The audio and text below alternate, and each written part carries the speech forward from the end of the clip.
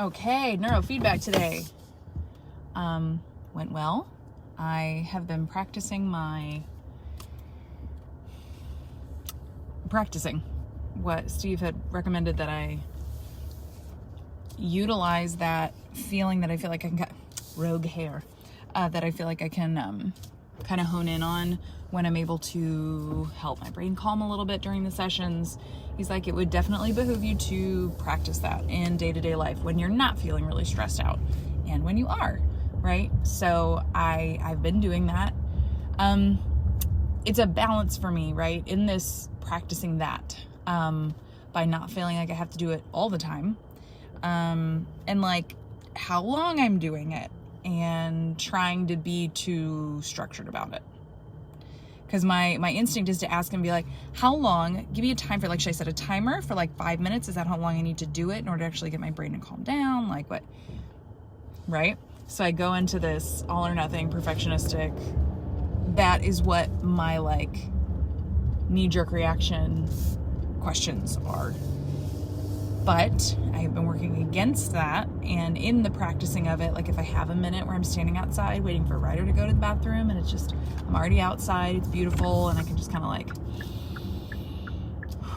focus on that visual of looking at my brain, especially the part that has the suppression element to it, and just saying, I'm unafraid. I see you.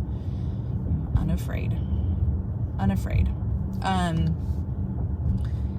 And just trying to have that like openness to remind my brain, whatever is going on in there, whatever you're trying to protect me from, brain, I can handle it. I'm here, I'm with you, we got this together, you and me, together, brain. It's interesting and strange to think of my brain as separate from me, right? My thoughts, my mind, my everything, being a separate like entity and personifying that. But it's been good. It's been a good way for me to kind of tackle it. We're just interesting beings, right? Metacognition, being able to think about thinking, and how that can definitely spiral into anxiety. And I think that so like with today's session, we moved on to the Flintstones because I've watched all of the Jetsons episodes. And by watched, I mean I have seen it in very jittery chunks, as it does with neurofeedback. And even with that, I was like, is that, a variable we need to consider if I do change shows, as opposed to just like going back around to the beginning of the Jetsons kind of a thing? And then I was like, I don't need to overthink that. It doesn't matter. That's not going to be the make or break thing with my neurofeedback. My car's, that beeping is set to a very high sensitivity. Like, I'm not that close to the car. I can safely merge lanes, but it's like, don't forget there's the car there. Don't forget. I'm like, car, shh, I got you. I'm okay. Thank you for also having my back. I see. Thank you. So, I wonder if people watching this videos will ever be like, why doesn't a car make that sound so much? The short answer to that is because I'm constantly changing lanes in Houston traffic, and there's always cars very close to me, but I'm being careful. I think it's also been nice to have something that can be stressful, like driving in a trafficy area on the highway. How I've been able to now kind of reframe that in, this is an extension of the therapeutic thing that I'm doing, because I'm kind of downloading my thoughts right after the fact on the way home, as opposed to being in my own head about it, which that just doesn't do me any good.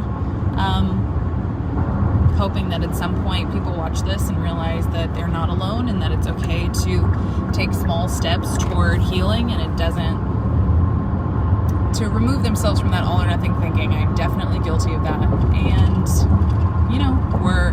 we are all a work in progress. So I think that that's what I was reminded of today, where Steve was kind of showing me the chart, the graph of, where things are, and a lot more even today, but it's been kind of on a slight incline, increase over the last couple sessions. Not like huge increases, but, you know, albeit. And I was like, well, you know, this is like all things. I am reminding myself that instead of trying to throw in the towel and let a fleeting thought or feeling dictate what I do, remembering that every time I choose to do this, I am working on myself in a positive way, and I'm allowing myself the time to heal, and remembering that, you know, 35 years of my life coming up with these coping mechanisms and really like living in the anxiety of it, and using unhealthy coping mechanisms of distraction and avoidance and procrastination and like all of those things, right? How long that went on. And then, yeah, it's gonna take time. And I need to be really gracious with myself and allow myself that time without getting frustrated of wanting to see massive results really quickly. So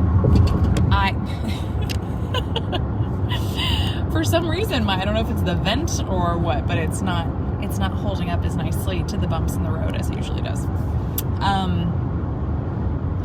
Yeah, remembering that I'm just reminding myself that I'm very proud of myself, that I'm worth taking time to find healthy coping mechanisms, that I am